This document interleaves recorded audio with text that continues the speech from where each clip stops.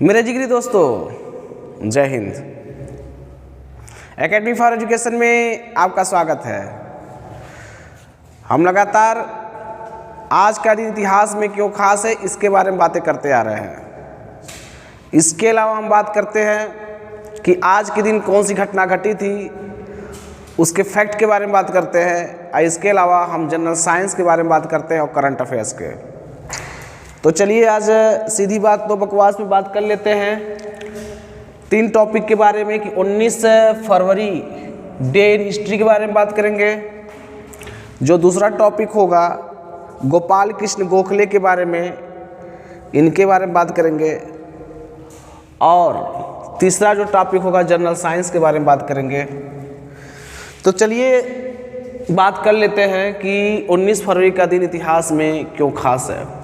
आज ही के दिन 1389 में दिल्ली के सुल्तान गियासुद्दीन तुगलक द्वितीय की हत्या हुई।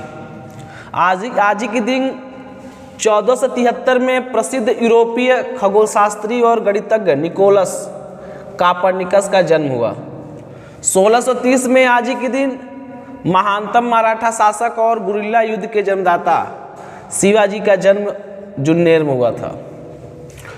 1719 में आज ही के दिन मुगल शासक फर्रुखसियर की हत्या हो गई।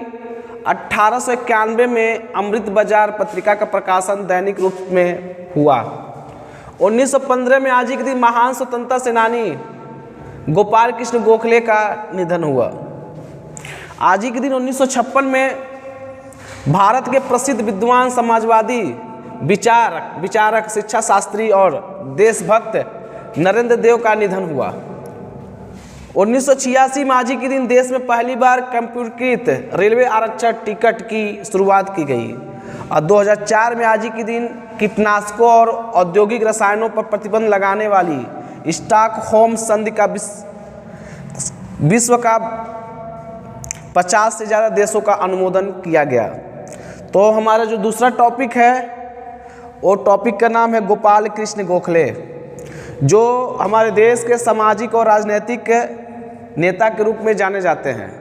और इसके अलावा एक स्वतंत्रता सेनानी और सुधारक। जन्म की बात किया जाए तो ये जन्म इनका क्या हुआ था, बॉम्बे प्रेसिडेंसी महाराष्ट्र में रत्नागिरी कोटल्लुक ग्राम में एक सामान्य परिवार में हुआ था। और कब हुआ था? 9 मई 1866 को। पिताजी का नाम क्या था? कृष्ण राव था। और ये बताया जाता है कि महादेव गोविंद रानडे के ये शिष्य थे। और इन्हें गोपाल कृष्ण गोखले को वित्तीय मामलों की ज़्यादा समझ थी। भारत का इन्हें ग्लैडस्टोन कहा जाता है। वे भारतीय राष्ट्रीय कांग्रेस में सबसे प्रसिद्ध नरमपंथी थे। 1905 में सर्वेंट ऑफ इंडिया सोसाइटी की स्थापना किए। तो 1905 में सर्वेंट ऑफ इंडिया सोसाइटी की स्थापना भी किए। इनका मानना था कि वैज्ञानिक तकनीकी के आधार पर शिक्षा भारत की महत्वपूर्ण आवश्यकता है। महात्मा गांधी उन्हें अपना राजनीतिक गुरु मानते थे।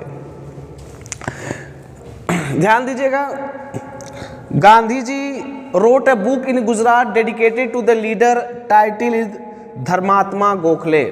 तो धर्मात्मा गोखले के नाम से गांधी जी ने क्या किया, एक गुजरात में बुक लिखे थे।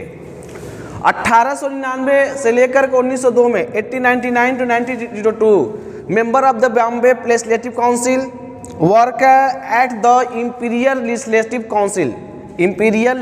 Council from the 1902 and till the death of 1915, and also moderate group joined it and framing the Morley Minto reform in this day, and moderate group 8089 and president INC 1905 and Benaras session associated with the Sarvajanik Sabha journal started by Govind Ranade.